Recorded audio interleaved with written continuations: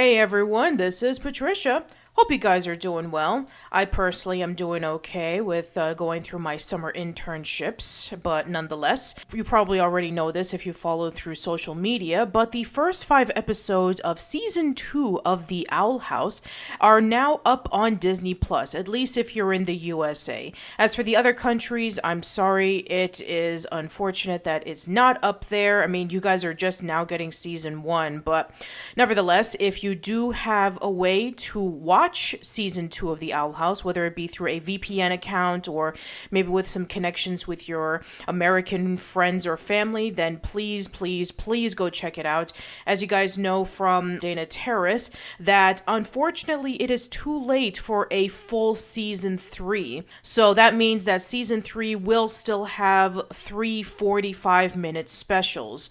But she did say that as long as people watch The Owl House on Disney Channel, and if they tune in on Disney Plus and Disney Now, and if they are able to support the official release, then it might be a strong possibility that we will get a season 4, or maybe some other things such as comics or even a movie. I mean, that would be awesome if we had an Owl House movie. But nevertheless, in honor of the first 5 episodes of season 2 of The Owl House premiering on Disney Plus, I am going to be posting up the following discussions that Aaron and I talked about these following episodes that we did on Aaron and Patricia. So for those who don't know, Aaron and Patricia is a weekly podcast that Aaron Meta from The Aaron Meta Show and I do, discussing about various pop culture news.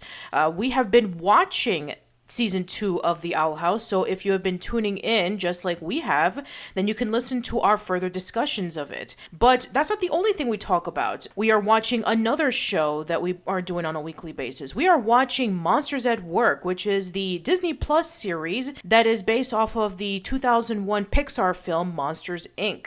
And we will be doing a Pix Mix episode when all 10 episodes of season 1 are out.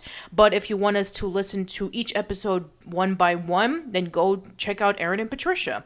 In the meanwhile, if you have watched the first 5 episodes of season 2 of The Owl House, and if you want to know our personal thoughts of it, sit back, relax, and enjoy. Alright everybody, for everyone who's stuck around, the first episode of The Owl House was released yesterday.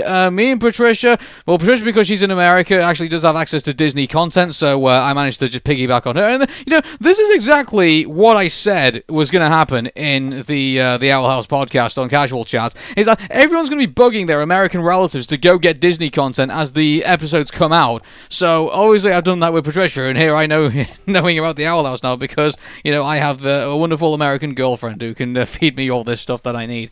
So, you're welcome. Yeah. It's like that's the basis of our relationship, Disney content. So,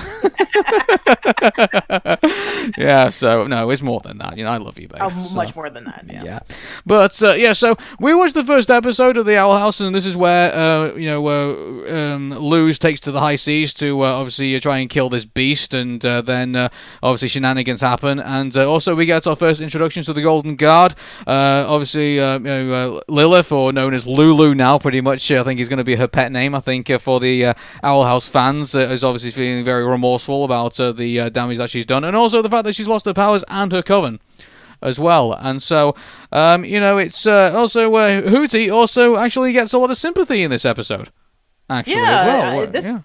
This was a lot of surprises, considering that, we actually felt sympathy for Hootie. Exactly, yeah. So, this was a big surprise, I think, because, for a long time we've been told, this is going to get super serious and this is going to get dark and things like that. But, I was really hoping it wasn't going to get to the point where it would lose the show would lose its charm, and it would basically just kind of turn into a really dark kind of anime show. But no, it's it's still funny. It's still got a lot of charm to it, and the characters are all still wonderful to be around. You want to be around these characters, and on top of that as well, even our new antagonist in this show is actually sort of fun to be around. Even though it looks to me and this is my view after watching kind of the Golden Guard, at least in this episode. We've not seen episode 2 yet, even though we know it's leaked online, and we're not going to watch it until it officially comes out. But it sounds to me like he's actually kind of hiding his real feelings about things. When he catches King and puts him in that cage, and he actually feels he's actually kind of adoring in a way, and like he actually seems to like liking for him. But the minute he's around other people, he just kind of like snaps, and like he puts on like this front. And I don't know if like that's going to be like some foreshadowing for like his character development as we go along. But yeah. That's definitely that. We also got Luz feeling very sad about Ida losing her powers, and she's feeling like she's taking the blame for it, and it's all her fault. And but then Ida comes in with the save and says, no, if I hadn't met you, I wouldn't start giving a shit about things. So it's so there's a very nice moment between the two. And also they come up with this very clever thing where Luz teaches Ida how to use glyphs, at least one glyph anyway, and ends up kind of like putting on like a pantomime show for the Golden God for killing this beast. But in actual fact, they didn't kill it, so they found its baby and then let it off into the ocean, and also got massively rewarded as a result. So yeah, with Seki grease. Yeah. So, my thoughts on this episode. I mean, I think it's a very strong opening. I think for season 2, it makes me definitely look forward to the second episode. I'll definitely tell you that. So that's how I feel for right sure. now. I'm really excited, especially since we saw in that last bit where Emperor Bellows finally put together the door to the human world. Mm-hmm. So, I mean, in regards to that, I mean, obviously in the intro, I mean, Luz, obviously opens up like all the events that are taking place in the last season, which I think is really good, because I really hate it when shows just kind of like throw you in there and expect you to know what happened in the first season. But you can watch this first episode of season 2 and not have to kind of really watch season 1 if you don't want to. It's kind of all laid out all there already. Yeah, so it definitely does have like a nice little introduction for newcomers who are just watching this as their first episode. It gives you a quick synopsis about, Luz traveling into the Boiling Isles and meeting up with Ida and knowing about Lilith. So, I mean, other than just, not knowing about what happened with Amity or with Willow or Gus, I mean, this is a great, proper introduction. Mm-hmm. So, I just think that this episode, I think it was a great start. I think I definitely urge people to watch it if it's on Disney now. So, in regards to Disney Plus, I think it's not really going to be coming out until we finally get to the end of the episode run, the season run. I don't think. So so we're going to go through the first 5 episodes, then we're going to find out what happens in the next 5 episodes, and then when we finally get to the end of the season, then finally it'll be released on Disney Plus. So, yeah. So, one thing I found very surprising, though, apparently Disney Plus Canada did not release Season 1 until fairly recently. Yeah, that's right. That's crazy. That's insane. Yeah.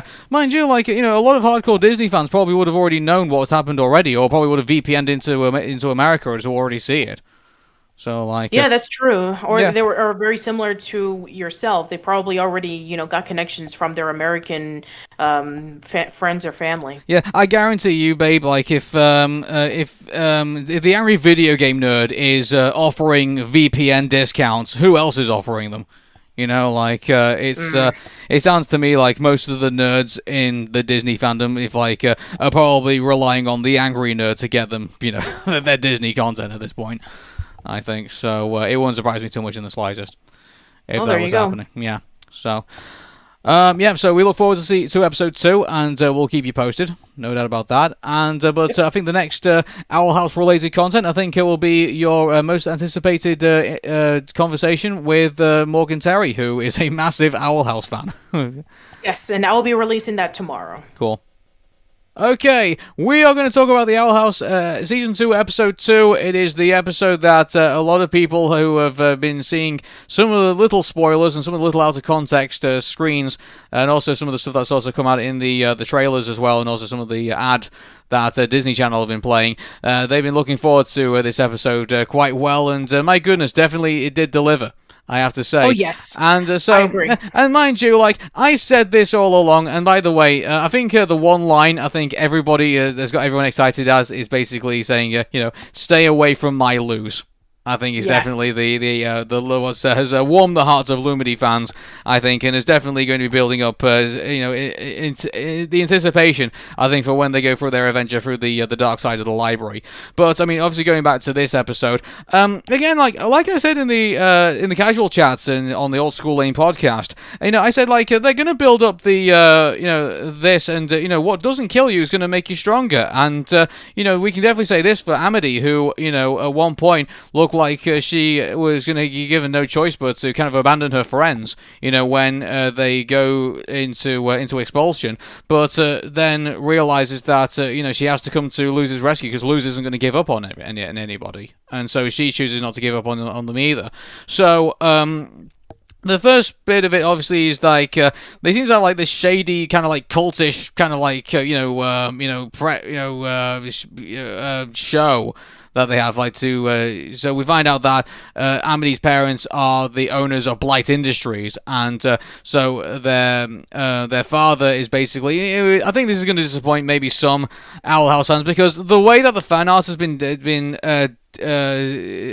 directed, and you can't blame them for this, because obviously the episode where they have to save Willow's memories gives a kind of a skewed view, I guess you could say, of Amity's father as this this head of this household, and then we find out that actually no, that's not the case. He's actually kind of a very, not docile, but he's just kind of more interested in his work and the creativity around him more than he is kind of he's kind of out of focus in a way, and he's just more interested in kind of just creating all the machinery that his wife kind of wants him to do. So he's kind of more a means to an end, really, in the relationship between the Blights.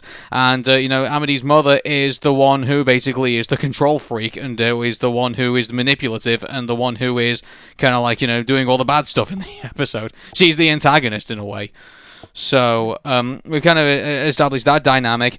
Also, there's one bit that did confuse me, I think, in the episode, and I'll tell you what, before we get into that, what's your thoughts on the introductions of Amity's parents? Yeah, I had a feeling that Amity's parents were going to turn out to be the way that they were. Of course, we saw that in Understanding Willow, where her parents were very controlling. And we definitely saw this with Amity's mother, where she used a talisman on her neck. She had a necklace where she was able to communicate with her telepathically because she is an oracle.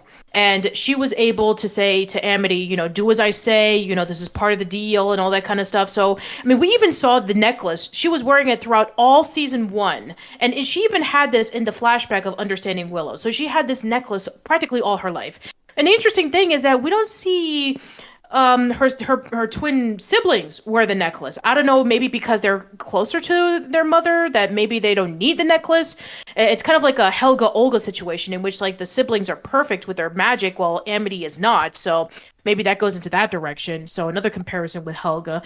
Anyway, so, yeah, I had a feeling that Mrs. Blight was going to be that controlling, but I didn't know that Mr. Blight was going to be the henpecked husband who was just going to be working on his abominations and, focusing on the inventions for Blight Industries. So I didn't know he was going to be kind of like an understanding parent where he believes in, proper order and how the Blight family should be represented. So yeah, I thought it was going to be just as strict and just as foppish as Mrs. Blight, but no, he's actually just pushover, which is kind of surprising. Anyway, so yeah, that's what I felt about Mr. and Mrs. Blight. I kind of feel more sorry for Amity, knowing that she had to go through this as her upbringing. Mm-hmm. But in regards to, I think the father figure, I think, was probably the most surprising. I think in regards to that, in a way, he's quite relatable. In a way, he's in some people who he's constantly distracted. There's one bit where he's with Principal Bump, he's just interested. Why has he got this tail? And he's just kind of poking at it and everything. And then there's other times he's chasing butterflies around. His head's just in the clouds. And in a way, I kind of looked at it and think, yeah, I can sort of kind of relate to that in a way. It's he's just interested in his own inventions. I think he's only kind of being dragged around by his wife because he has to be. Yeah. I think that's the only reason why he ends up kind of being put right. But then you see at the very end, after all that goes on, he's there to say to his, when he feels like his wife's going too far, he's like, say, hey, you made a promise to your daughter and you're going to stick by it. And so he's, in a way, when he knows his wife is getting somewhat out of line, he's not afraid to put his foot down then. And I don't know if it's just the fact that he was just getting tired and he just wanted the episode to end. I don't know, but it's enough now. I want to go play my GameCube, but I don't know if it was just like that, but I was just the dynamic. I think by the Blights, I think was very surprising. I don't think it was what we were expecting, but in a pleasant way, it wasn't what we were expecting. So yeah, I agree. It wasn't what we were expecting, but you know what? I did like the presentation on both of the parents, and I can't wait to see what happens, especially with that end credit. Yeah. Also, Principal Bump, he's I'm not saying he's playing both sides of the fence. I mean, obviously he has to keep the Emperor's Coven, and he also has to keep the PCA on side for the sake of for the sake of Hex side. But he really does deeply care about our protagonists here. He didn't want us expel lose Willow and Gus, but he felt like he needed to in order to keep keep the school happy, pretty much. So you can sympathize with him. Yeah, you also saw a scene where, while he was trying to push them away, he had a tear in his eye. And he was, looking through a photo of him saying that, oh, Hexside is so dull without you. So he does genuinely care. Mm-hmm. Obviously, Luz once again gets in over her head and decides that, how original for this show, and puts herself in danger for all these experiments and everything like that. And it's gonna be interesting to see because you remember when they did the stream and they said that at the very end they said they're all gonna live happily ever after and stuff like that. Imagine Luz's mother having to learn that her Sagrita basically tried to murder her. In the second episode of the show in the season 2, I could probably imagine how interesting that's gonna go down. Thinking about it. So, also, we get the moment that, you think, Amity isn't going to stand up to her parents, but then eventually she does. And she does it in probably the most theatrical way, I think we can definitely say. And, she genuinely does, care for Luz, as we all know. And, she bakes her fairy pies, and she really tries her best to, put a good appearance on, which we all love to see. And then she comes to the rescue. What was the joke that you told me about when she gave... I can't believe we brushed over that. Yeah, sorry about that, everybody. So, as we all know, Amity's voice actress, and I completely forget her name, Mae Whitman. Yeah, she was the voice of Tinkerbell in the Tinkerbell TV series. So, I got on thinking this was done on purpose. When Luz comes back and everyone greets her and everything like that. Oh, by the way, Gus is now... lose his size. He's had a growth spurt at this now. Yeah, so apparently the the 2 lies and a truth, where one of them was Gus gets a growth spurt, I guess that was true as well, even though that we know in the next episode that Hootie's going to leave the Owl House, so it's which is it, Dana Terrace? Is it all of them at this point? Because I want to see Luz's mom kick somebody's butt. Well, who knows? Maybe we're probably I think Luz's mom, I think probably will figure out how to get to the the Boiling Isle somehow. How she's gonna fare there, I have no idea.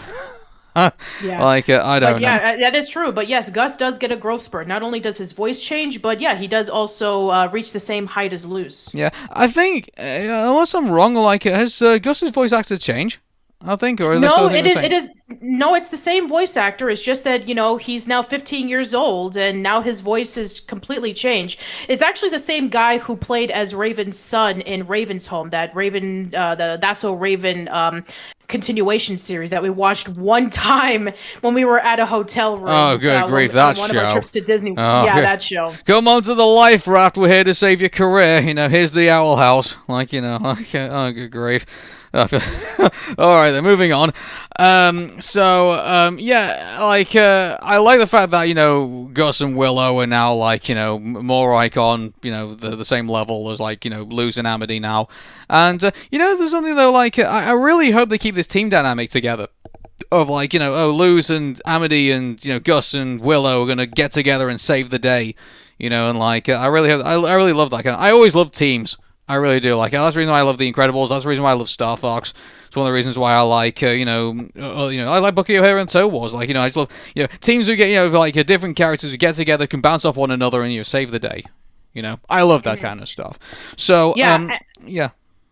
I was going to say that I also love the B side plot story where it involves with Lilith and Ida learning about the glyphs. I was actually going to get to that. So, they're having to learn basically their magic again. Ida is really just impatient with trying to get to be back to being the powerful witch in the boiling. And then when you watch the first episode, you can kind of understand why. But, Lilith in this is... Would you say Lilith is starting to kind of redeem herself? In a way, because she's willing to listen to Luz to obviously get her magic back, and obviously be paying attention and to do that. And I don't know if we're just seeing that she's just sucking up to her, and like I don't know if she's going to betray her at some point. I don't know.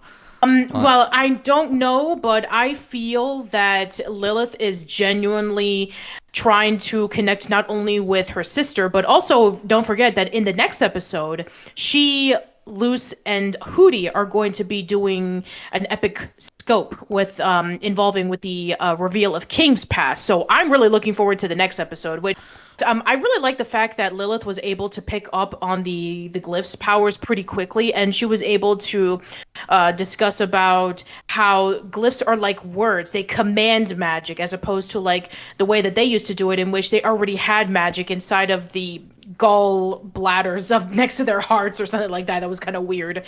But yeah, apparently if you could do combinations of the glyphs, you can actually create other magical abilities, like whether it be the stuff that they used to do, like turning invisible or making somebody go to sleep or explosion. So I'm really looking forward to the combinations, because from what King said in the episode, the reason maybe why Luz hasn't discovered any more glyphs was because there aren't any more. So that just goes to show you that maybe there'll be moments in which Luz is going to be combining the glyphs together, and we'll be able to see some more unique ways of how they can be able to create the magic. And but I'm not too sure if I entirely agree with that, because like if there's no more glyphs, I mean, like how do you explain all the other covens and how do you explain all the other magic?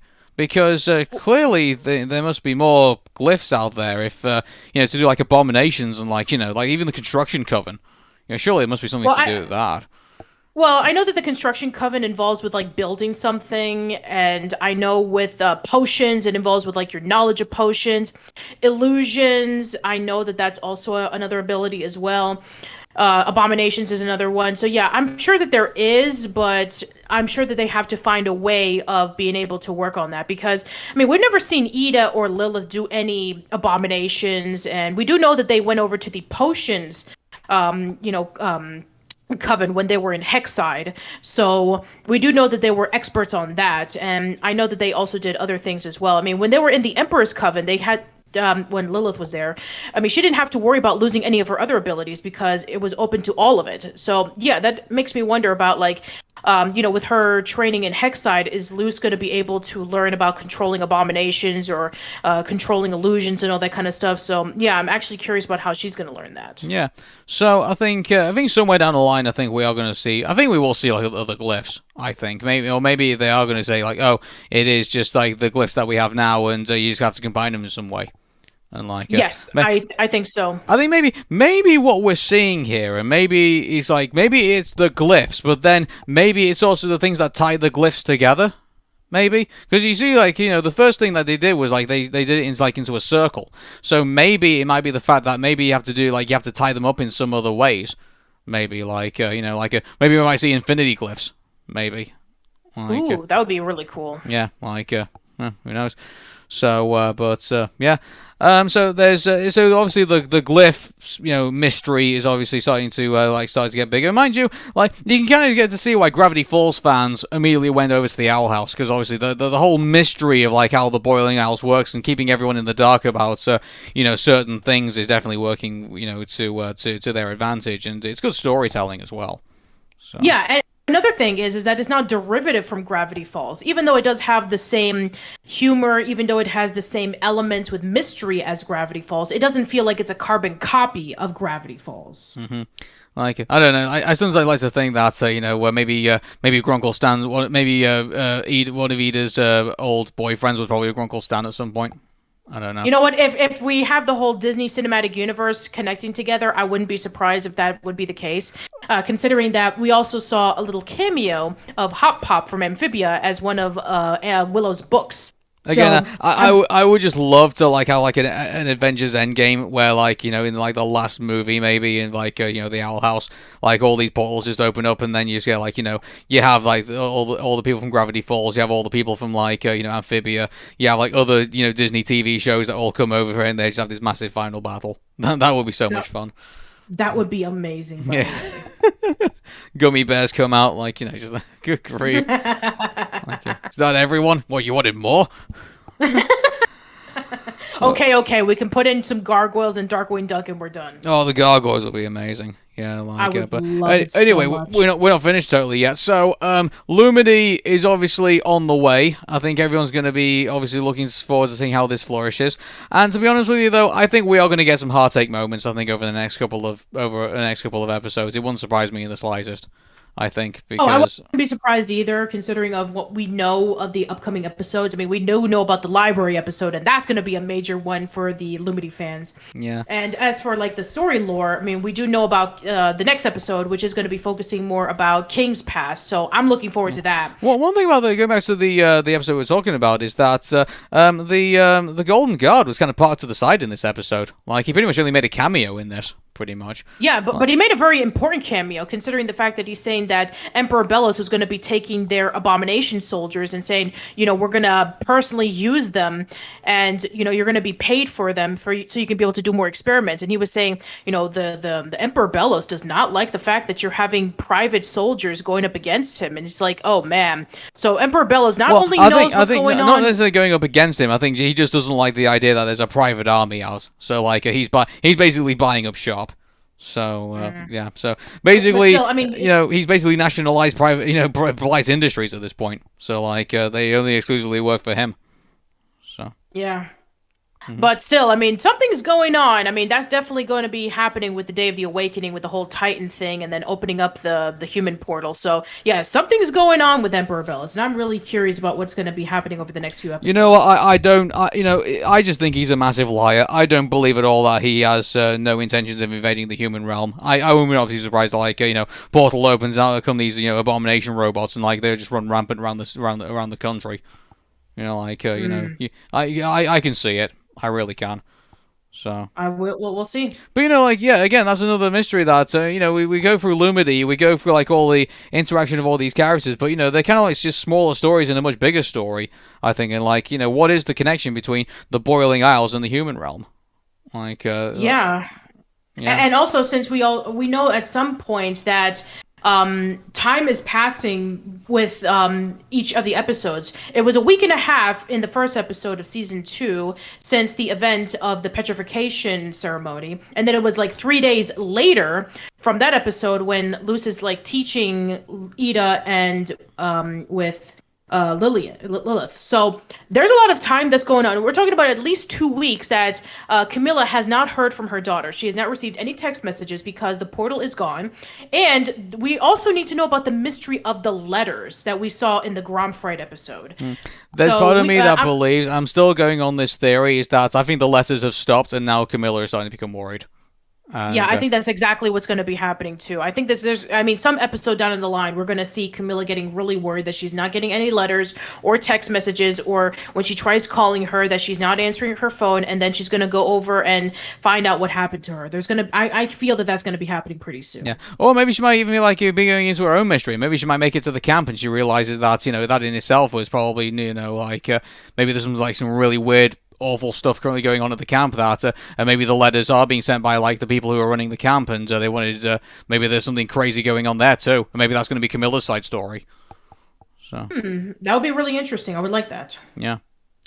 But until then, we don't know. So the mystery of the Owl House continues. So thanks everybody for checking this out. And by the way, because we're just going episode by episode, it doesn't mean we're not going to do a massive overview of season 2 in the future. So oh no, we are definitely doing an overview of season 2, considering that a lot of you guys really enjoyed our discussion of the Owl House, and we thank you for that. It was much appreciative, and I thought that a lot of people were not going to be interested in listening in because, well, I mean, a lot of my content in Old School Lane is mostly retro stuff as opposed to the newer stuff. So the fact that I was seeing the views being just as high as my other content, I was genuinely surprised, and we're definitely going to be doing our season 2 recap when season 2 ends. Yeah, well, keep in mind, there's a lot of other old stuff to talk about out there, stuff that we definitely grew up with, and so, yeah.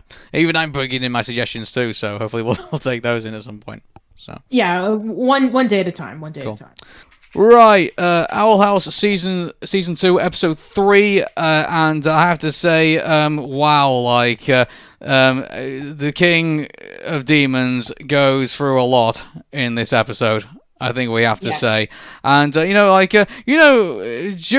this whole covering this whole show, the Owl House, me and Patricia will poke jokes from time to time, and point out particular things, but never did I ever think that me and her would be just kind of sitting there in silence as we watch, King react to his whole. His whole thing that he's believed in, his entire life, has basically just been this fantasy that was cooked up for Ida. Yeah. So basically, the episode is called Echoes of the Past, and it focuses on King not really treated seriously because even though that he claims that, he's the king of demons and he needs to be treated with respect, and that once he, ruled over, groups of people and, he would take down his foes and, eat the enemies and make, a throne out of their teeth. And then Luce and Lilith were just making fun of him, saying, okay, you're going a little bit out of hand, even though Luce is saying, just play around with him. He's having fun, thinking that he's like that. And so then King is like, you know what? I'm going to prove it. And so then he takes them over to this island, which Lilith didn't even know existed. And she's supposed to be the scholar of the coven for the emperor. And she's supposed to know everything. And she didn't even know about this island. She didn't even know about the language or even the ancient artifacts that were surrounding it. She was genuinely surprised. And then you think, wow, maybe he really was the king of demons. And then when Ida found out that King had taken him, Lilith, Hootie, and Luce over to this island, and then she had to clear things up, saying, well, here's how it happened. So a few years ago, I found you on this castle. I took you in, and so you were acting like you were this king, and so I decided to play around with that. And so his whole life essentially has been a lie, and he feels devastated from it. And so did we. When he was breaking down, it was heartbreaking. It's King is supposed to be the comic relief. He's supposed to be the funny character, saying oh, I'm small, but yet I'm the tyrant. But then we found out, no, he's not. It was a rouge that Ida was doing so that he can be able to become happy. And it's what is King's backstory? Who was he? And when we find out about the fact that there was this weird looking creature that was attacking them in the castle, and then Ida had his horn, and then when King put it back, his memory started coming back about who he really was. And yeah, I mean, there were a lot of things that was revealed in this episode. It was just genuinely surprising. Yeah, I think we could all agree that Baby King is very cute. I think. Yes, done by Dana Terrace of all people. Yeah, I mean, I think Baby Yoda can take a hike, as far as I'm concerned. Baby King is the new cute thing now today until the next cute thing comes around. Did you see the post that Morgan did where she posted up a fan art of Baby King as this is the official new baby character. Everybody else can just go away. And then she was demanding Disney to make plushies of him. Well, I tell you what, it wouldn't be surprising if the Mystery Shack could start getting ideas for Baby King plushies. Now, especially since King plushies have been sold out multiple times. Yeah, exactly. And could you? I mean, I guarantee you, if they sold Baby King plushies, they wouldn't last 5 minutes on that website. They'd all be gone.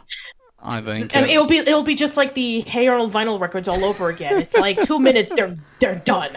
Yeah. So, anyway, I think one thing that we looked at in this whole temple thing is that all the carvings on the wall, and I mean, we looked at one particular figure, and he obviously looked. I mean, you look at that guy, you think, I think that might be King's dad.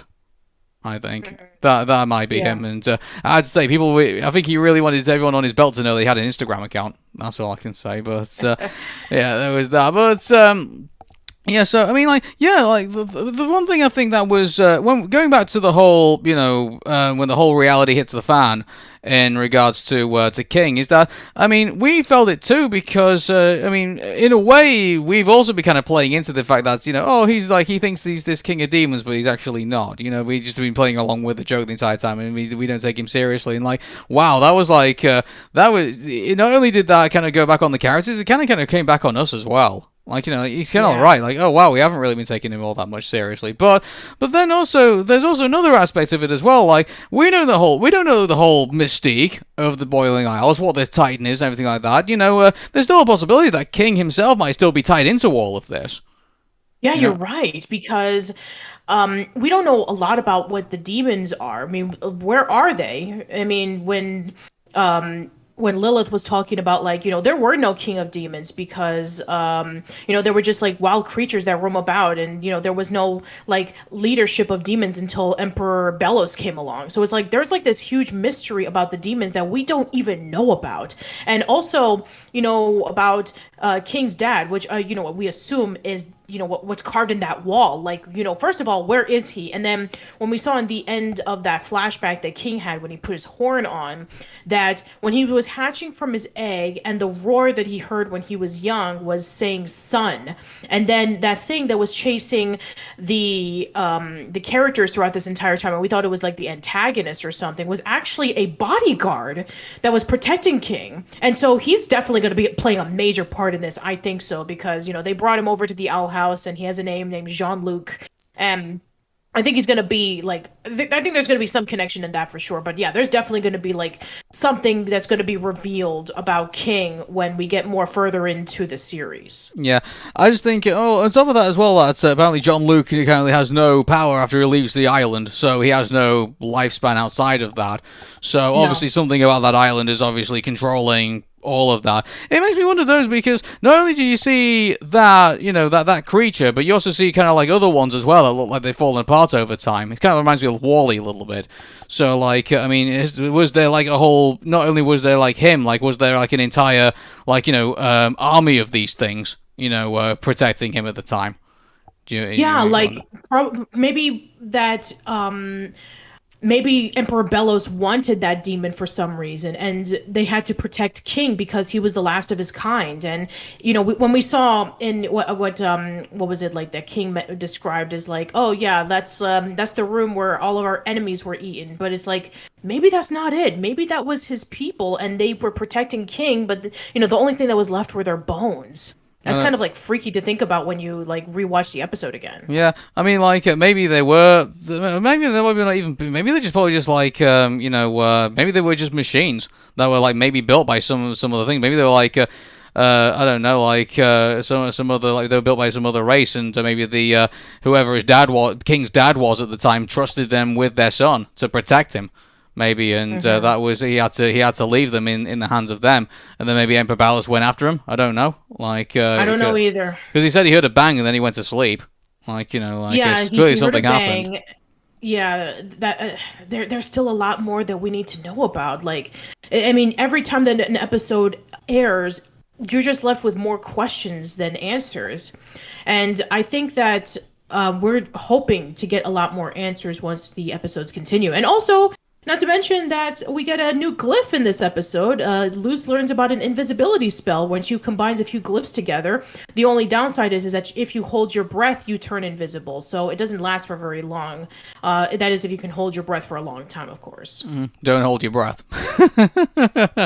But, yeah, it's a terrible joke. But, I mean, also we got the disgusting revelation that Hootie can leave the house.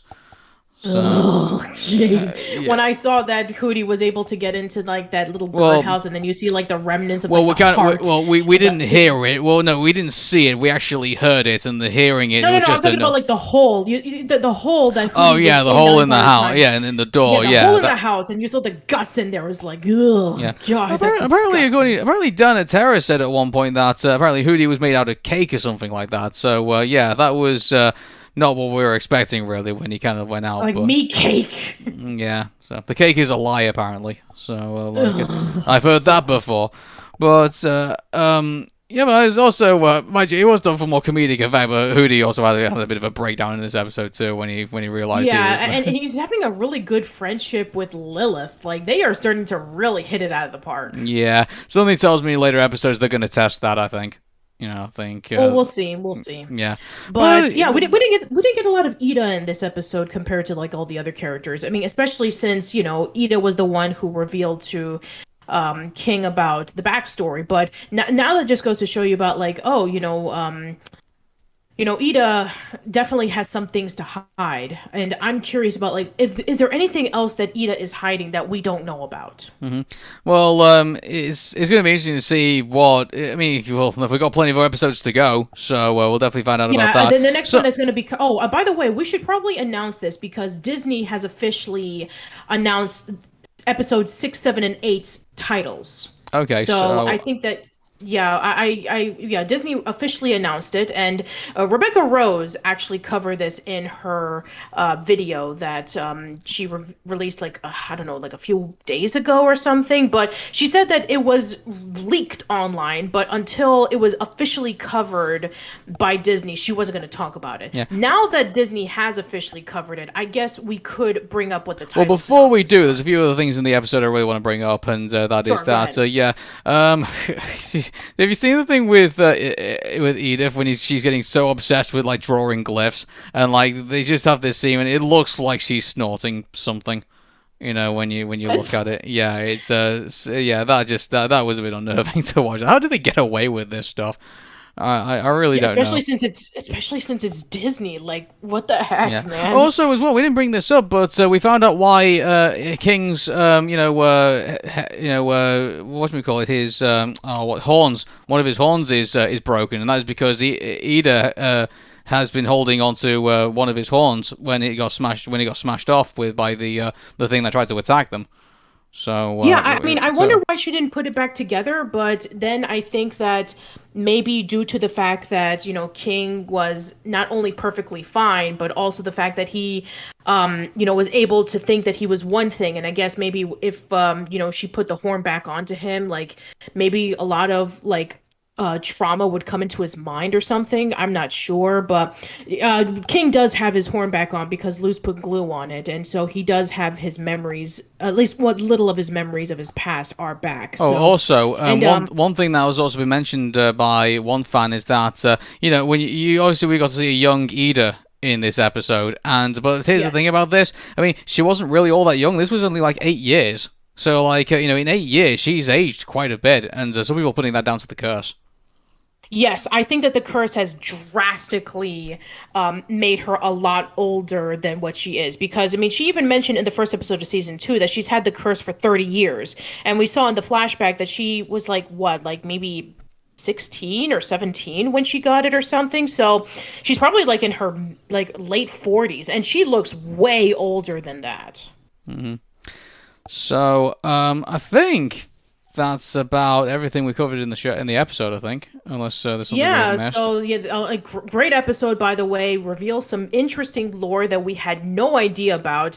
And it'll probably, get more revealed as the episodes continue. But for now, the 3 episodes that were revealed, 6, 7, and 8, is not going to cover anything with King anytime soon. So I'm just going to read it off. Again, if you don't want to listen to this portion of it because you want to go through this completely blind. Well, we already said we always said we're going to do spoilers anyway, so I think we can just generally say, yeah, spoilers. Okay.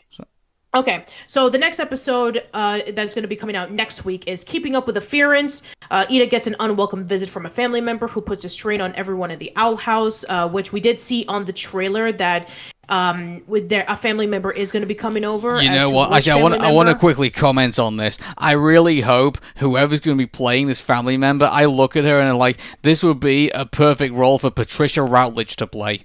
And yeah, I would love that so much. And for those of you who do not know who Patricia Routledge is, she is an actress who played on a British. She played Hyacinth Bucket on a BBC comedy show called Keeping Up Appearances.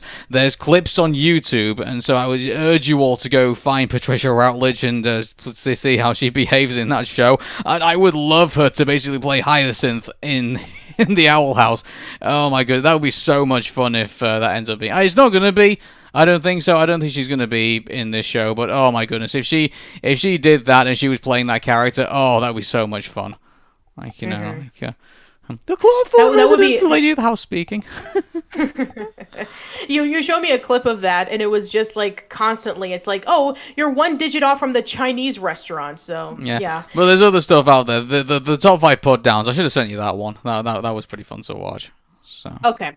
So the next one is Through the Looking Glass Ruins. Gus tries to impress a group of cool kids from Glandis High while Luce and Amity journey into the most dangerous section of the library.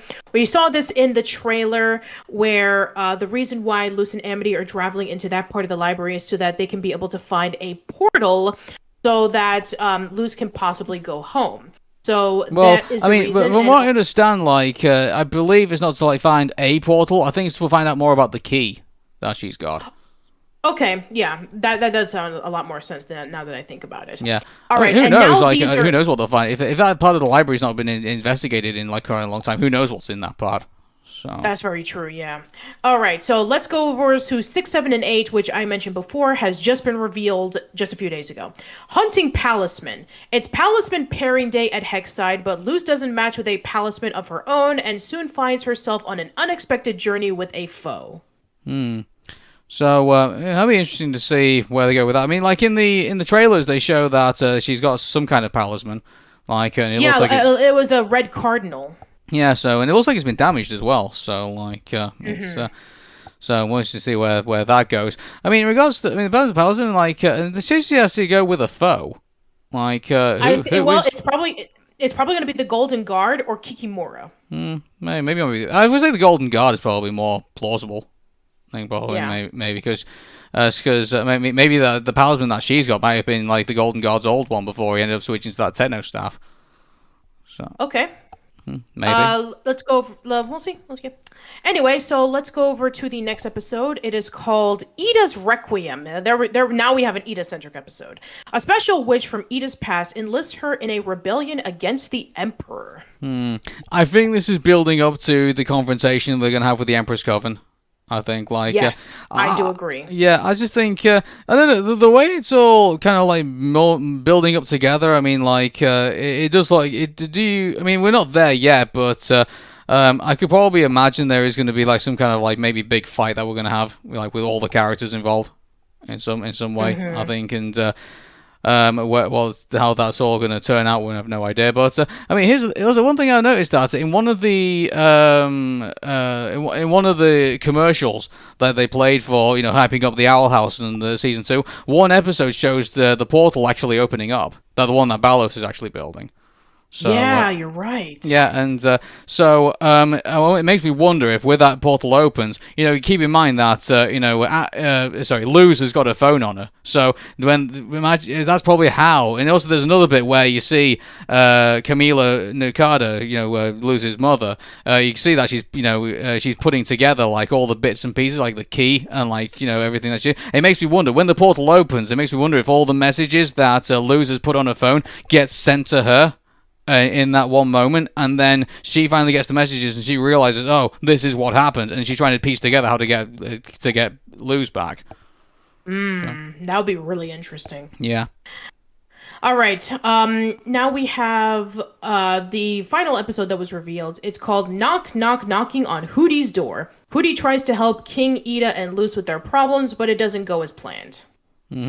So we're just gonna get a. Hootie does, mind you, it makes me wonder if, it doesn't sound like it's going to progress anything from the sounds of it, also it sounds like Hootie just, does, a bunch of stuff wrong and then ends up making it all right in the end. I don't know. So. Or maybe, maybe Hootie tries to cheer up King, Ida, and Luz because they're going through their problems. Because, King is trying to find out more about his past. Luz is trying to find herself home. And I have a really strong feeling that the previous episode, Ida's Requiem, something big is going to be revealed. So maybe they're going through, like, major problems, and Hootie is trying to help them out. And maybe there's already talk that Ida and whoever this other character is going to be, apparently this other character might have been a significant other of Ida at one point. Ooh, that should be interesting. Yeah, because if you look in one of the trailers, apparently there's like a photo of like this other character and this person, like, and they're all like eating like these things on a stick, and they look like they're pretty close with one another. So I know what you're referring to. Odongos, yeah. Which that's an Asian dish. It's like I wonder how implemented that the boiling isles is to the human world and to the to the Bonesboro. If we actually do get to see like Odongo. Keep this in mind. Edric and Emma, Amity's siblings. Like Emma is actually Arabic. So. Yeah, okay, you're right. So I guess there is a lot of connections more to. I guess it is true. We did know about that in the first episode that the human world and the Boiling Isles is kind of like interconnected with one another. So I guess that's true. Mm-hmm. Anyway, but yeah, I'm really looking forward to who this this other witch is. Like how far into the past and how the relationship is when it comes to like her and Ida, especially if they're going to take down the Emperor. That should be really interesting. Yeah. But anyway, so yeah, those are the. Okay. Well, one thing I was thinking of, like, Lumity obviously is dominating talk amongst the Owl House fans at the moment, and yes, it is. But mind you, a lot of people are wondering, like, when are they going to finally put them together? And a lot of people are banking on the library being the moment they actually put Lumity together. And mind you, I'm just wondering about what type of how the physical interactivity that they're going to have with one another, because I'm not saying they're going to do it in front of the camera. I'm not suggesting that's going to be a thing, but I'm just thinking that are they actually going to show them kissing? Cartoon Network has done that with Ruby and Sapphire. Yeah, but this is Disney we're talking about. That's true. Yeah, it makes me wonder if they're just going to cop out and mind you, it's it doesn't really matter what they don't have to show affection in front of everybody. I think it's just a simple "I love you" probably probably do for a lot of people. But I was thinking that they have this in the episode when they first had their witches duel in season 1, and yes. The way that they bound the oath was obviously doing a spell circle, and then obviously they join hands.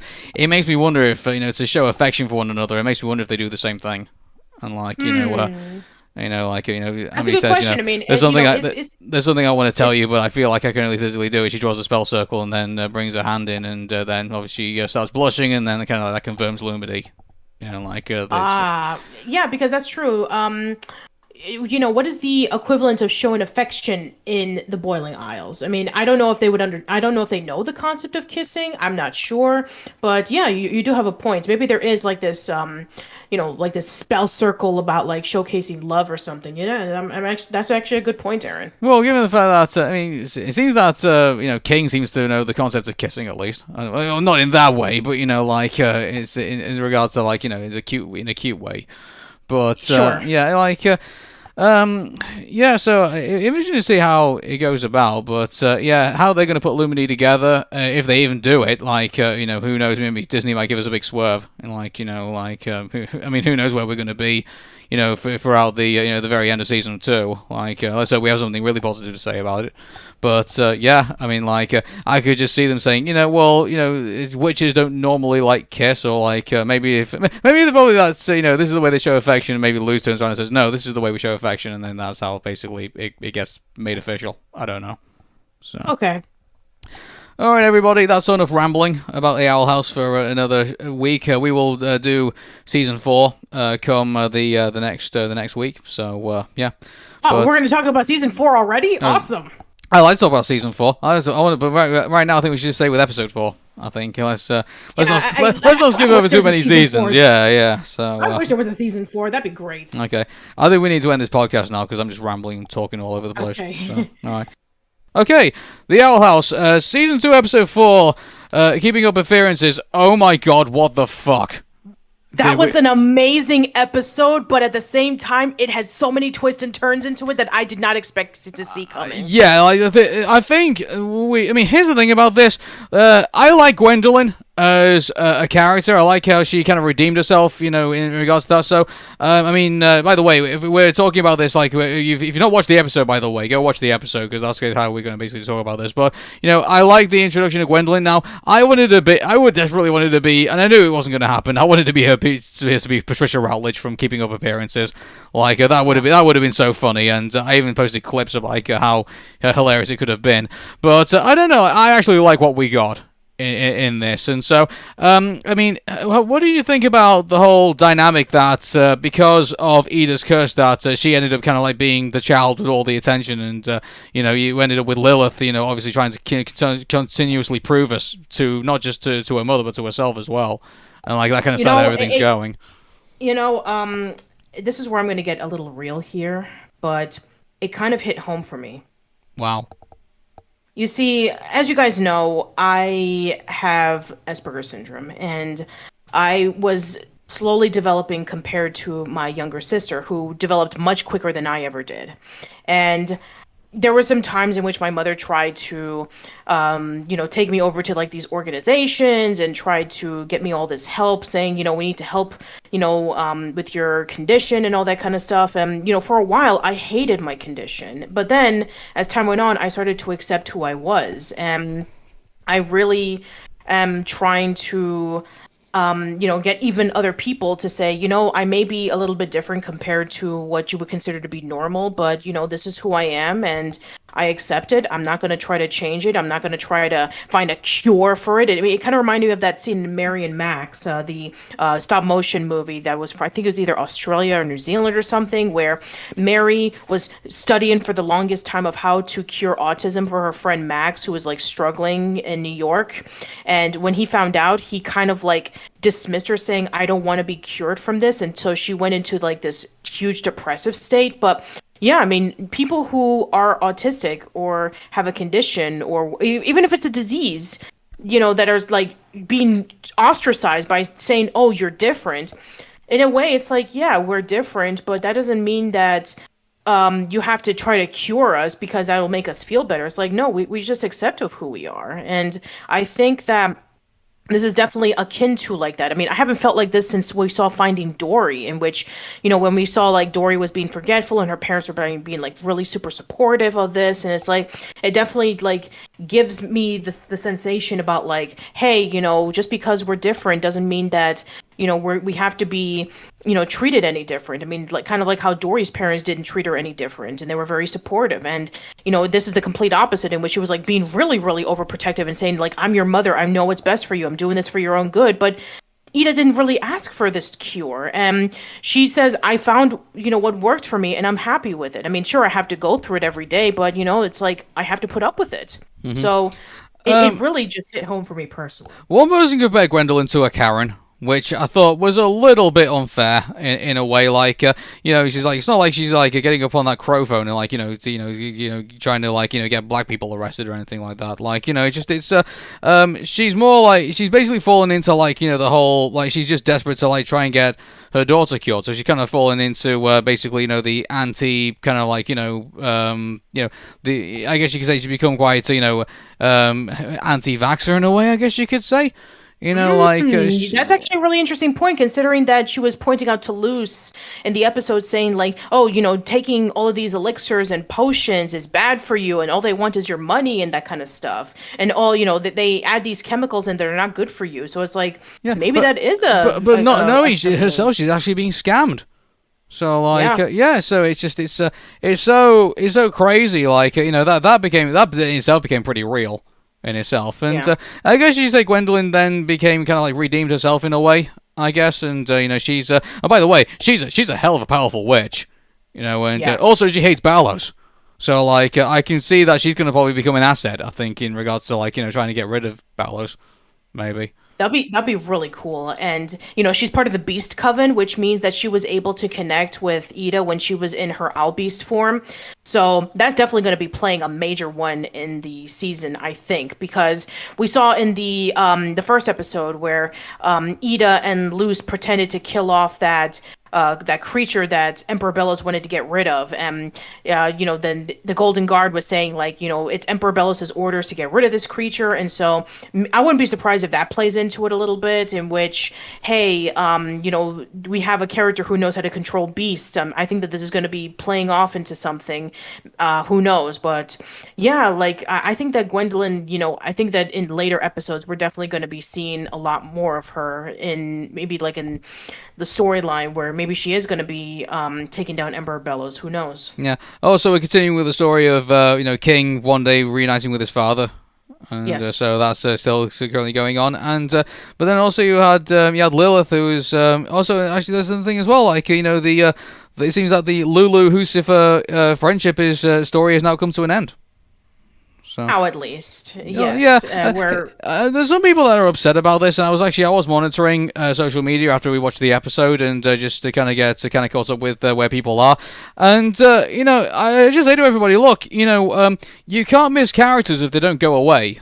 And Lilith was pretty prominent in some of the latter of the first season, and also very at the beginning of the second season.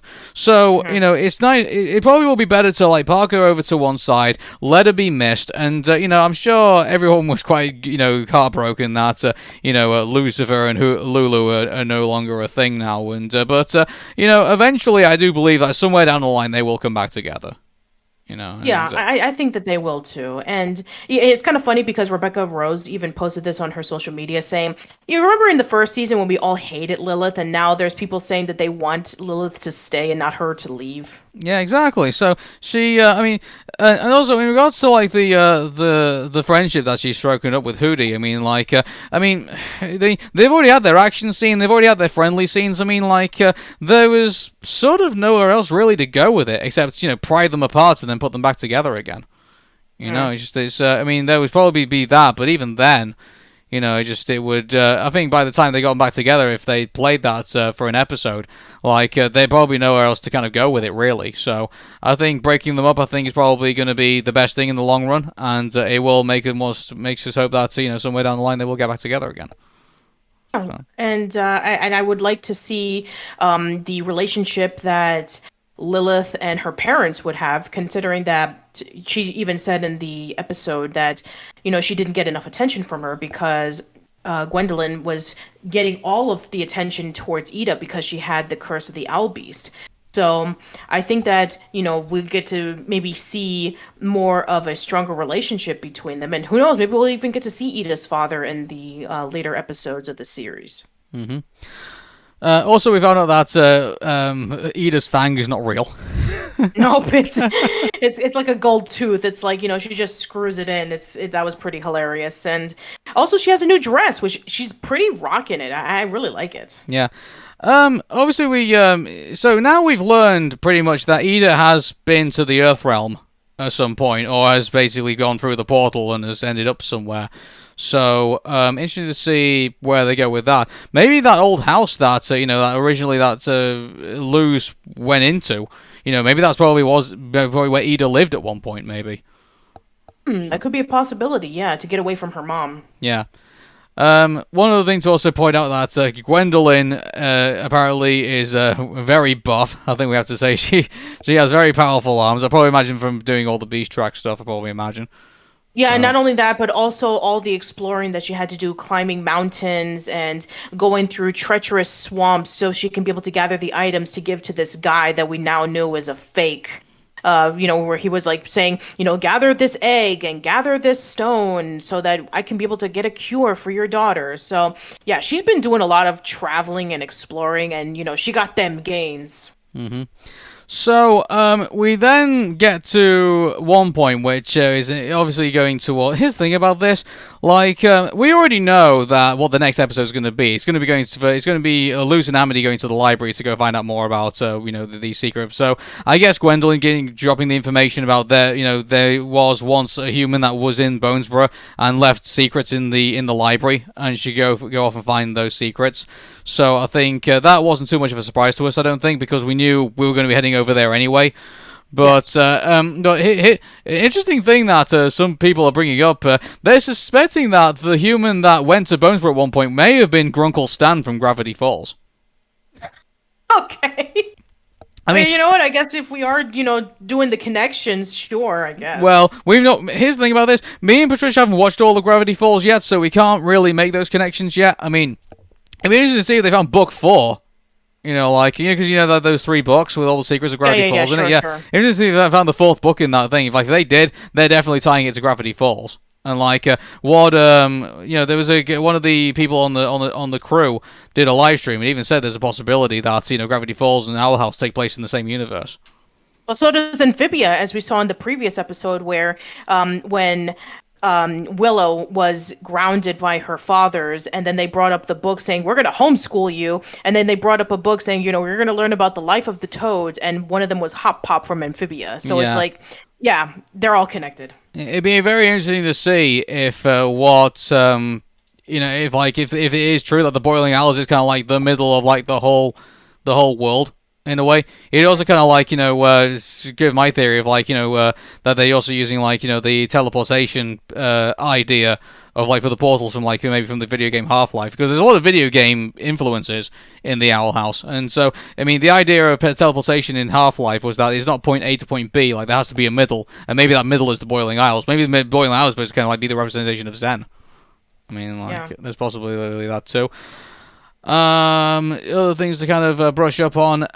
There is the thing with what were those things that were pretending to be that that healer? That was. I mean, we don't even know what it was. I mean, were they goblins or were they pixies or something like that? I have no idea what they were. They kind of look like goblins or gremlins or something like that, where they were just stacked together to this one guy and pretended that, I made these elixirs based off of natural healing stuff, and it's going to cure you of all your ailments. And yeah, it was just fake. It's they got fire bees, they got dirt, and they were saying if you use this to cure your hearing problems, or you use this to cure the crust on your eyes, and it's the stuff was just fake all the way through. It's kind of like how people don't want to use medicine that scientists have been doing for all these years, and then it's if you use these natural elements, you'll be able to cure yourself from severe things that you do need vaccinations for, like measles and mumps. Remember when we had the whole measles epidemic a few years ago because nobody would vaccinate? Mm-hmm. Yeah, I think it will. I think that definitely plays in. That definitely plays in.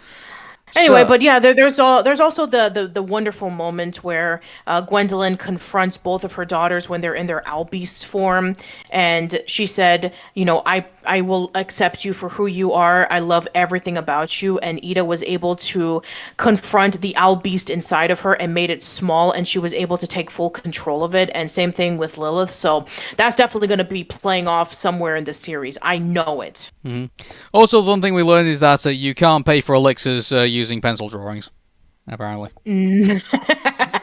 No, you can't. Even though that Luz was doing really good in her drawings, and that lifelike drawing that she did of Morton was actually pretty cool. And I'm sure he's getting a ton of money now that both Lilith and Ida are going through the curse of the owl beast. I mean, I'm sure he's just drowning in money now that we know that taking the elixir works now, as opposed to last time in which that the curse was so powerful that multiple elixirs couldn't help Ida. Yeah, I'm just wondering, I'm wondering if it would be a situation where they eventually will find it, a way to lift the curse, and if they will find, I think that might, because obviously you want to make the final fight, I think, at the very end, as epic as possible, and so why would you have your two most powerful witches still in that curse state? I think it probably would be better if for basically the final showdown we had them everyone at their full capacity, and then everyone was just basically just going at it. That, I think that would be. I'm sure that that would be a case where that would happen, or maybe, maybe some people would be like complaining. It's like, oh, but because they were able to be limited with their capabilities and they had to learn around it, that's what made that made their journey so endearing. It's kind of like how people felt at the end of Mystery Men, where they were like the lowest of the low of superheroes, and then they just got their powers like out of nowhere. All of a sudden, they were able to save the day, and they were like, oh, but they were the underdogs, and they got their powers out of nothing, and then they won at the end. It's like that was way too easy. So, I think it's like I think it's split for a lot of people. Also, I like the fact that Bonesborough is like so used to like beast attacks, like like two massive owl beasts are like it's just a normal thing for them. Yeah, Like, smashing it's kind of up like the place.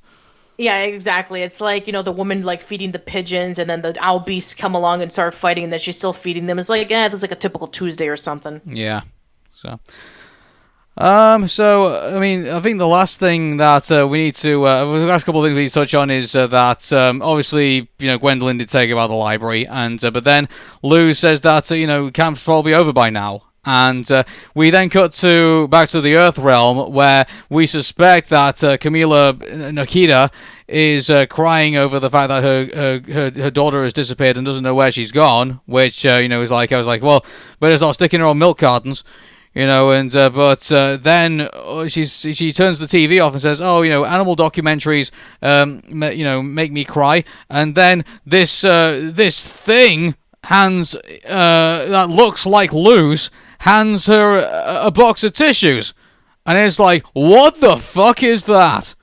Yeah, What that made the us like, hell is that? yeah, that just made us like question. It's like, wait a minute, what? What? And there's a lot of theories that are going on as to who this is, and I've seen two so far. One is, if you remember from the Grom Night episode, where Prometheus took on the form of Luce, and she was able to shape him to exactly like her. So maybe the last remnants of Prometheus before Luce and Amity turned it into the tree is like wandering around somewhere. Or two, Emperor Bellows is letting this clone of Luce free, because remember, he has access to the portal door and it's fixed. But I mean, keep this in mind. Just because the portal door is fixed doesn't mean he knows how to open it. Like that's true, but I mean, there's something going on. I don't know, like, I mean, keep in mind, also, we heard from Gwendolyn, apparently, that Titan blood also creates holes in, between the demon realm and the Earth realm. So there's a possibility that that might be right, that that monster that both, Luz and Amity fought in Grom Night may have now slipped out of the demon realm and has reappeared as Luz in this. I mean, there's another thing that I also look at as well as a possibility, and that is that that summer camp that they went to. I mean, like, yes. For all we know, like, maybe that's probably might be run by people like who maybe either working for the Emperor's Coven, or might just like be just demons from like who have like just slipped into the Earth realm, maybe themselves. And that's also another possibility. So basically, maybe maybe that camp may have been like their version of like for anyone who's not familiar with Goosebumps, there is a bunch of chapters called The Perfect School, and it's about a kid who ends up kind of like just being off the rails and everything like that. So they send him to this boarding school, and effectively what they do is they make him look like he's like at a normal everyday school, but then he realizes that he's actually part of like a cloning vat. And so, and his clone tries to attack him and stuff like that, tries to kill him. But, and then it leads off with, like, him being able to escape and not be, replaced by his clone, and he's going to try and get all these other people out. So that was where I left off with, like, The Perfect School. I never really picked up any of the other chapters. But, that might be what the camp is. Maybe it is, like, just, where they take unruly kids, and then they basically clone them, and then send them back. And maybe they hold the other kids in holding cells or whatever. That's really dark. I know, it's a possibility. Well, look what we set it off with the Conformatorium. You can get arrested for like writing fan fiction about vegetables, for crying out loud. What the chance of these kids got? It's like it's so there's that possibility as well. And so I mean, here's the thing about this. Now that we know that Titan blood can open up, eventually, I give this opens up far more other possibilities as well. Like if it might not just be the demon realm and the earth realm, maybe there'll be other realms too. Yeah, you're right. maybe maybe this might be a Rick and Morty situation where there's like infinite universes out there. That could be a possibility too. Yeah. So that was that episode. So yeah, whatever that creepy thing is, we really want to know about it. And by the way, apparently according to Dana, apparently it is called Creepy Lose. I'm going to do that. So okay. yeah, so I would like Dark Lose because obviously it'd be a reference to Legend of Zelda, too. But you can't have everything in life. So Fair enough. yeah. I believe some other Owl House episodes were announced. I do believe. Yes, we did mention this in the last episode because Disney had revealed that there will be a series of new episodes that to be fair, it was released for quite a while, but it wasn't until Disney came along and said, no, these are the official episodes of season 2. And we did talk about this in the last episode of Arun and Patricia, but for those who missed out, next episode we are getting is Through the Looking Glass Ruins. The next episode is Hunting Palisman, which is the episode where there's a palisman ceremony and Luz isn't able to find a palisman, and so there's this foe that is after her. Ida's Requiem, which is the episode where Ida is reunited with an old friend, and there's this plan to overrun Emperor Bellows and take him down. And then there's Knock Knock Knocking on Hootie's Door, which is the episode where Luz, King, and Ida are going through some things, and Hootie is trying to help out, but he's having no luck with it. Mm-hmm. So, so we got so basically before that, we actually end up with some of the other episodes that we're going to first. So, the next episode is going to be Eclipse Lake, which I think you've already said that, haven't you? So, No, Through the Looking Glass Ruins is the next episode. Okay, then I think Google's got this wrong. Yeah.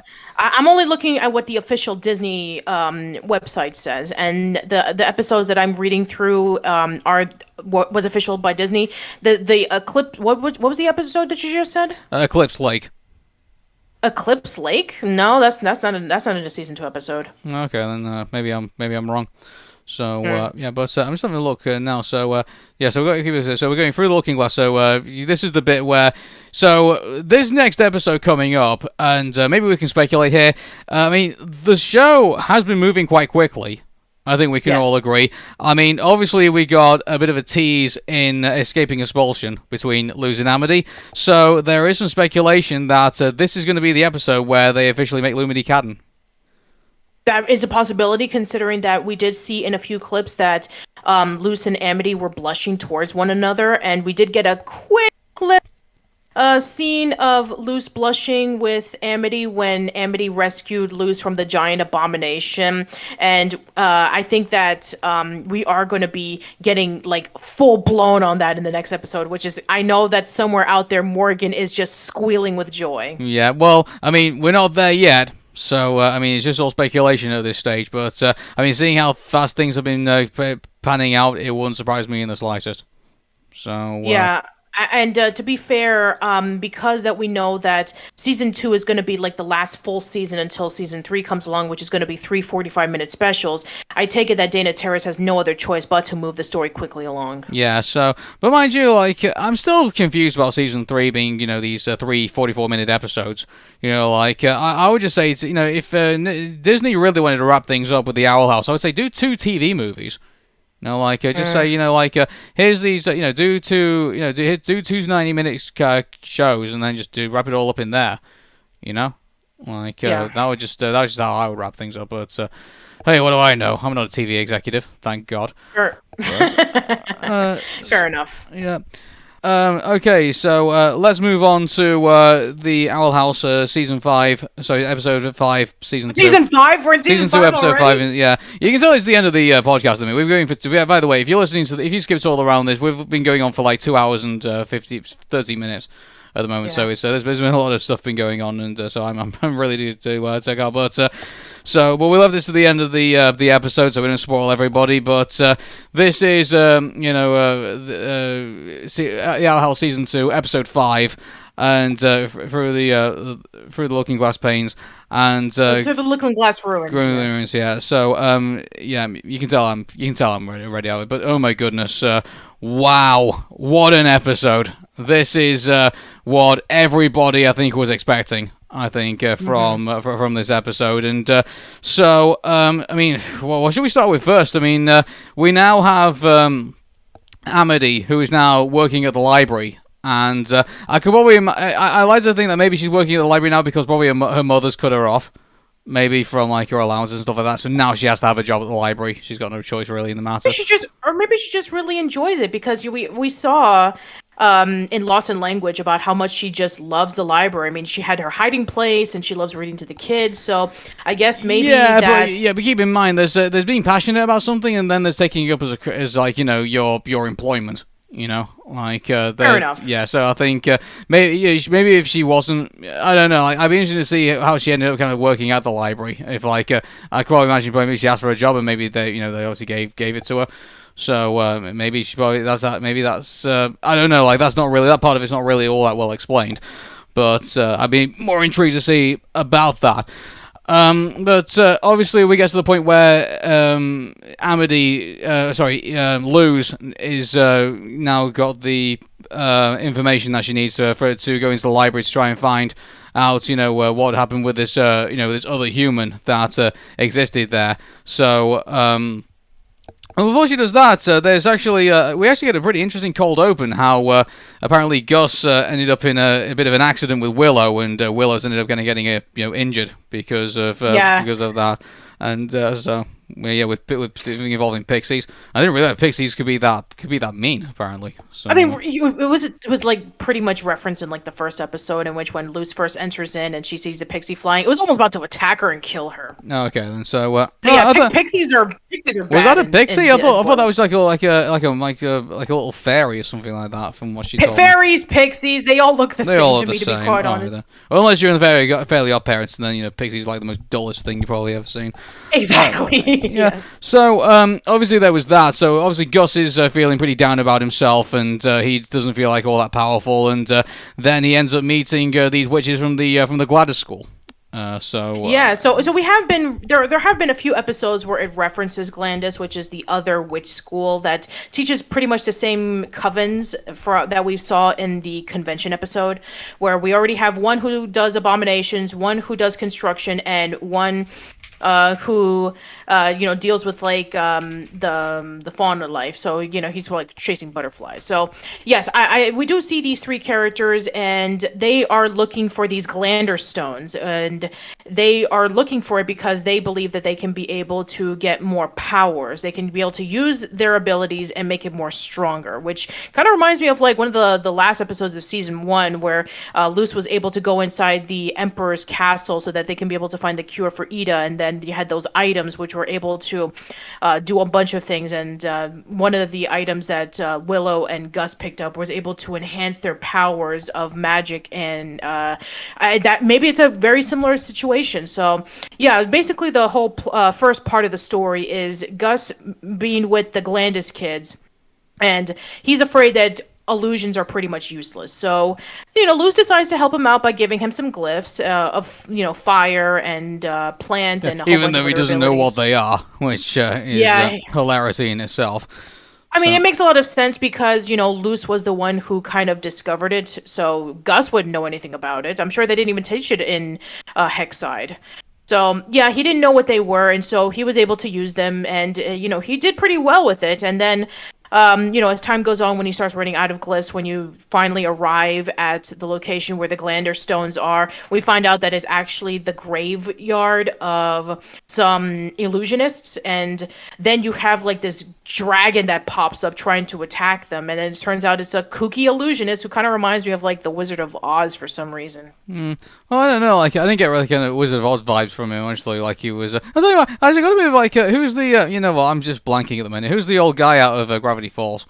That crazy old guy. That crazy old guy. Yeah, he's sort of like he's like a saner version of him in some way. If one exists. When I was referring to like Wizard of Oz, you know how like when they first enter into the Castle of Oz, and then you have like this big that's what head. You mean. Yeah. Sorry, I know what you mean. It's not the book, the actual wizard. In the Wizard of Oz movie from Metro Golden there. Yeah, I know what you're talking about. But, I mean, there's that.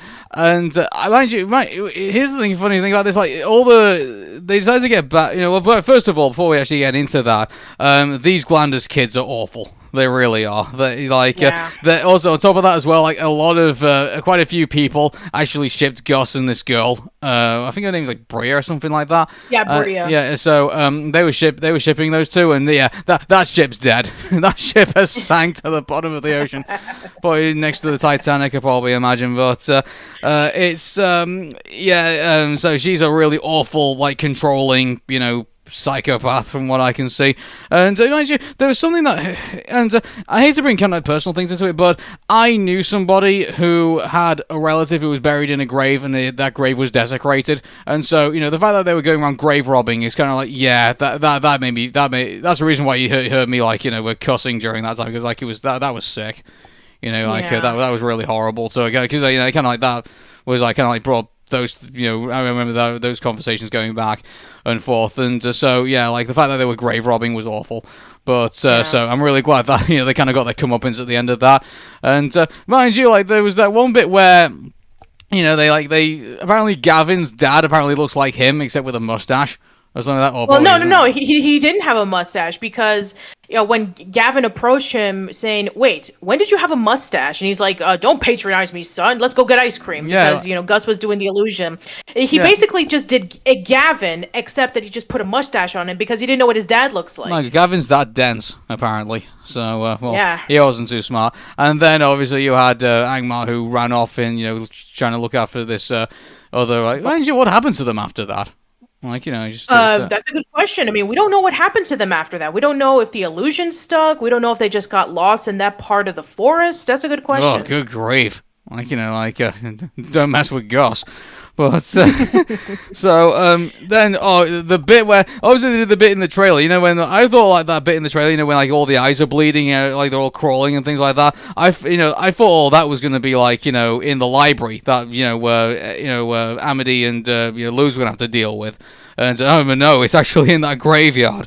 And, that was creepy, all that stuff that they did. But, you obviously knew it was all illusion, so it's like, it's, you were just kind of going along with it, really. So, yeah. So, there was that side of it. And then, we get the revelations at the very end that, this guy is called Philip Witterbane. And we don't know exactly what period that he basically fell out of the world and fell into the Boiling Isles at. I mean, he's looking like 1800s. Yeah, it does look like 1800s because, he has like that old Victorian outfit and the ponytail, which, definitely seems like 1800s, and he had a bit of an accent. Yeah, so but here's the thing about this, and, everyone keeps speculating that this Philip Witterbane character apparently is Emperor Ballos. Which doesn't make all that much sense, really, because, I mean, like, apparently Emperor Ballos only came about, like, 60 years ago, apparently. Yeah, exactly, yeah. So how does that fit with the fact that, unless, like, he's been eating all, like, he's taking all that eye goo, and, like, that's been keeping him alive all these years. Yeah, like he's been, taking palismans and stripping them away of their powers and then using them to survive. Yeah. I'm just wondering, I mean, I speculated this on Twitter, but this Philip Witterbane guy, I just think it's too obvious for him to be Emperor Ballos. I don't know, I just feel like, the fact that we've been being swerved so many times in this show, covering it, I just wonder, like, I get the feeling it might be Principal Bump. Yeah, you were mentioning about that, yeah. He looks like the most humanoid character. He looks like an old geezer who's been around for a while. But mind you, even then, whatchamacallit, even that doesn't make any much sense. Yeah, because he knows how to do powers. I mean, he went to, Hexside. He has the Abomination Coven in his arm. So, he knows how to do magic. It's not like Luce, in which, she had to learn how to do magic using glyphs. So, now that I'm thinking about it, maybe Principal Bump, I mean, unless, of course, of that theory that you were mentioning about, like, that thing covering, like, on his head is, like, controlling him and making him do that magic is the one that could be. Yeah, that was the theory I was going with now. But now that we know he's not from that time, he's from a very different time period, like, I don't know. I get the feeling that, I mean, who knows? I mean, the other theory that could be is that Philip Witterbane probably died a long time ago, and maybe this, maybe whoever is around now is, whether it's Emperor Ballos or whether it's, Principal Bump, maybe they're probably like, his son, maybe? I mean, I don't know. I mean, from what we got, the information from Gwendolyn is that, he just disappeared, and this was around the time of her great grandmother's, stories that, she used to tell her. So, yeah, I mean, we can assume that this was like hundreds of years ago. And as for what happened to him after he disappeared, it's like, that's still a lot of questions that needs answering. And then also the fact that, he was the one who had the door. So maybe there could be some, information regarding about some other portals that could be used to, take Luz home. So, there's also that. So, yeah, there's a lot of things that are going to be piecing together. And then there's a lot more questions that will be revealed, I'm sure, later on. And because, we're only in the 5th episode. We still have another, 14, 15 episodes to go until the season 2 finale. Mm-hmm. Yeah, so, sorry, I'm just reading something here just to make sure I get my facts right. But, so there's one bit here that, once we moved over from that, there was the bit where, Luz finally finds the diary, but then it's been eaten out by that rat. And then she shouts and that alerts everybody in that part of the Forbidden Library. And then Malphite's basically, mind you, I was basically like this big massive boss battle or something like that. But no, you basically just see him outside and saying, "I'm really disappointed in you." And he ends up firing Amity and then just leaves through the door. It's like, well, that was anticlimactic. I was not expecting that. That was pretty funny, admittedly. Yeah.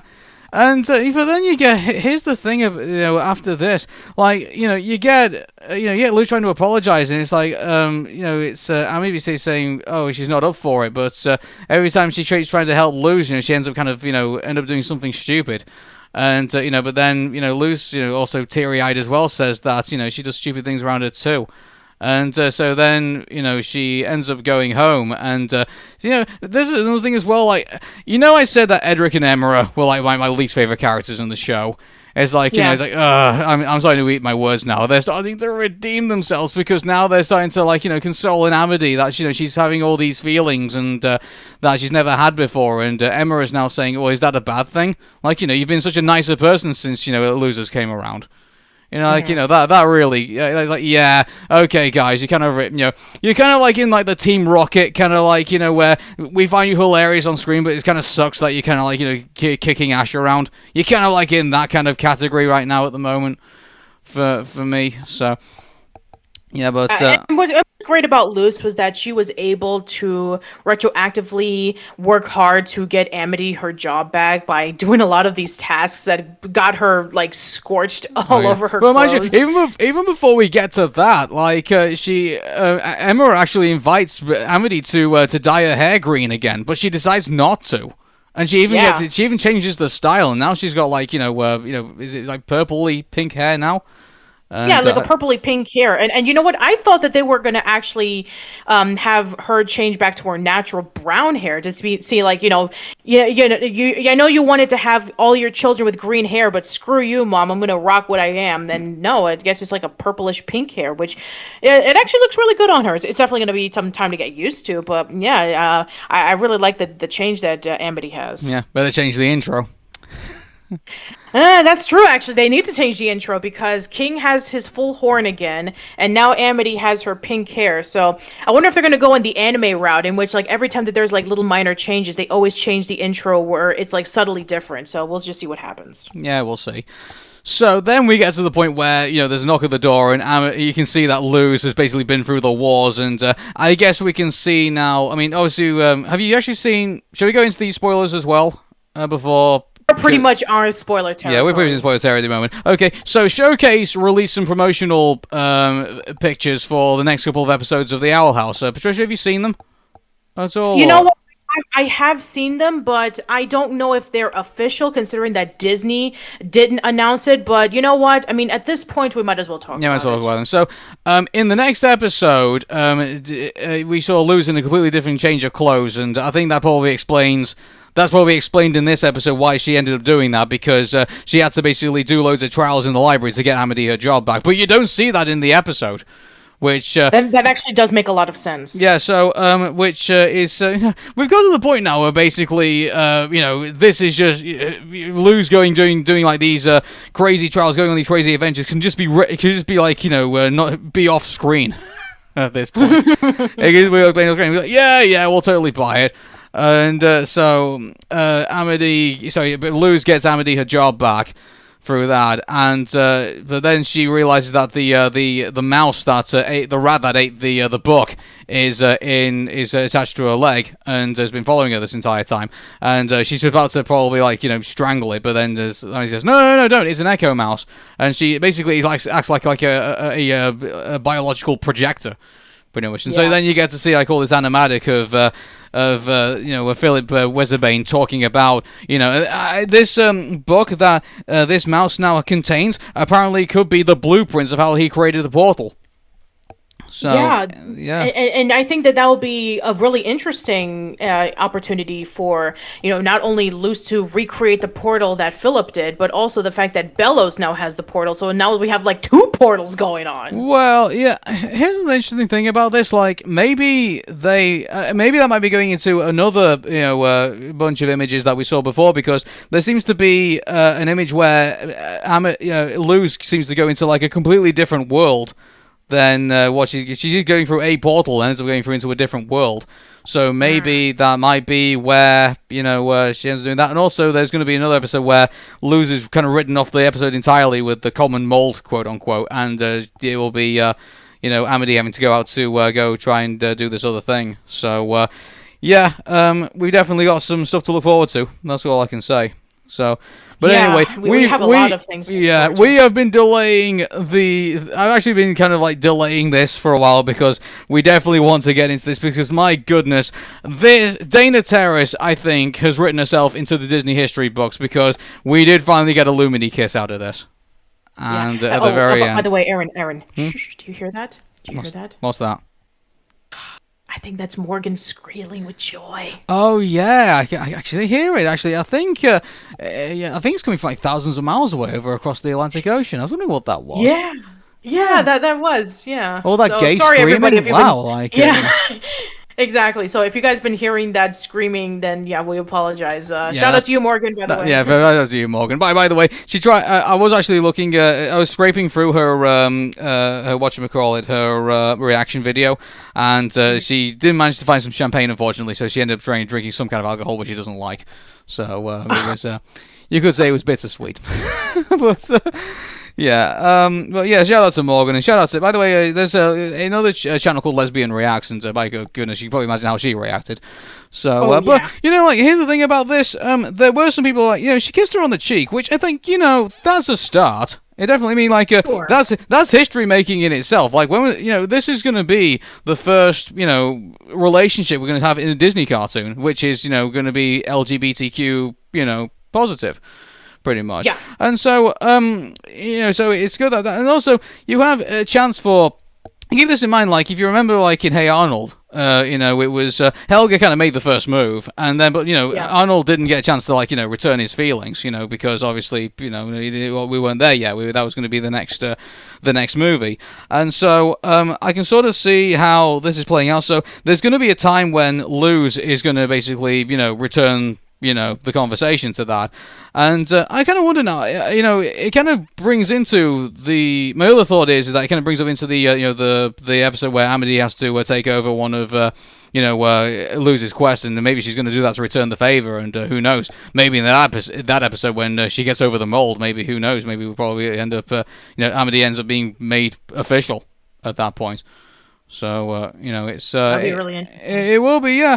And so, what's happened here, I think, is a groundbreaking episode, I think, for Disney. Dana Terrace and everyone there should be proud of what they did with this episode. And, and if you haven't checked it out already, well, we spoiled it for you, so... but go check it out anyway. Yeah, and by the way, I'm thinking about doing this, but... as you guys know, that on July 24th or 25th... that the first 5 episodes of The Owl House Season 2 are going to be premiering on Disney+. So I think that that'll be a great opportunity for our listeners to check it out. And who knows, maybe I'll even scrounge up the discussions of The Owl House that we've done and put it on the Old School Lane YouTube channel and podcast feed for people to listen to once they have the chance to watch those episodes once they air on Disney+. Cool. So anyway, check those episodes out. We'll definitely will do once they come out. So because at the minute we've just been relying on relying on the United States to kind of like provide us a feed to these episodes, and so we would I'd like to watch them in full 4K because unfortunately we've had to watch them in like standard HD at the moment. So Yeah, I mean, that's the thing. It's like, it's just like you were saying before, Aaron. It's like, hey, once these episodes come out on Disney Channel, put them up on Disney Plus the next day. Exactly. There you go. Yeah. Actually, they've been doing something kind of weird. Like, apparently from what I've been understanding from fans, apparently they've been releasing them on Disney Now first, and then they come out on Disney Channel. Yeah, but the problem is with Disney Now is that you need to have a cable provider. So unless you have a cable or satellite provider, you won't be able to watch them until like much later on. Like episode 1 just finally got released for free. So, but anyway, we'll keep you informed of like everything else that's going on in Owl House related, and no doubt we'll be watching episode 6 with great anticipation. So yeah, I'm really looking forward to it. As you guys know, episode 6, which is going to be about hunting Palisman, which is about the Palisman initiation, where Luce might be getting her first Palisman. So we'll just wait and see what happens with that. we'll see what happens. I mean, to be honest with you, I always thought she was going to get Albert as a Palisman. I mean, that's Ida's Palisman, so that wouldn't really. Well, help. she might decide, hey, maybe now's the time. So well, that could be a possibility, as we saw in the episode that we saw in season 1, where Luce accidentally cracked Albert's head, and then he went over to the Bat Queen, and so she had to gain his trust. I mean, I think that it would have been really nice if Luce had to like eventually gain Albert's trust, and then maybe officially that became her Palisman. But I mean, we'll see what happens. Maybe it will be Albert's time to go over to Luce. We'll see what happens. We'll see. All right, everybody. Well, that's all we got in our brains at the moment. I've barely got anything in my mind right now. I need to get off. Really, it's like me too. I've been talking for far too long. All right, take care, everybody. We'll see you next week. All right, see you, everyone.